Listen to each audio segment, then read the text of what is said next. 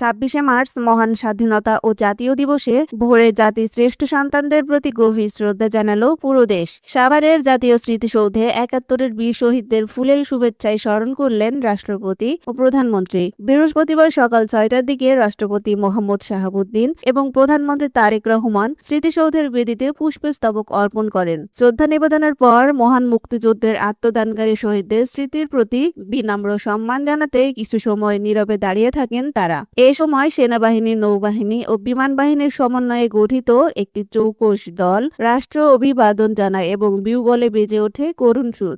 রাষ্ট্রপতি ও প্রধানমন্ত্রীর আনুষ্ঠানিকতা শেষে সরকার প্রধান তারেক রহমান মন্ত্রিপরিষদের সদস্যদের নিয়ে আরেকবার দলীয়ভাবে শ্রদ্ধা নিবেদন করেন। এরপরই বিভিন্ন রাজনৈতিক দল ও সামাজিক সংগঠনের নেতারা একে একে বেদিতে ফুল দেন। ডাক্তার শফিকুর রহমানের নেতৃত্বে বীর শহীদদের প্রতি শ্রদ্ধা নিবেদন করেন বিরোধী দলীয় নেতারা। রাষ্ট্রীয় ও রাজনৈতিক দলগুলোর শ্রদ্ধা নিবেদন শেষে জাতীয় স্মৃতিসৌধ সর্বসাধারণের জন্য উন্মুক্ত করে দেওয়া হয়। বিভিন্ন বয়সের লাখো মানুষের পদচারণায় এবং ফুলেল শুভেচ্ছায় মুখরিত হয়ে ওঠে গোটা স্মৃতিসৌধ প্রাঙ্গণ। শহীদদের আত্মত্যাগ আগামী প্রজন্মের জন্য এক চিরন্তন অনুপ্রেরণা হয়ে থাকবে। স্বাধীনতা দিবসের এই ভাব গাম্ভীর্যপূর্ণ উদযাপন দেশপ্রেমে উদ্বুদ্ধ হয়ে উন্নত ও সমৃদ্ধ বাংলাদেশ গড়ার শপথকেই নতুন করে স্মরণ করিয়ে দেয়।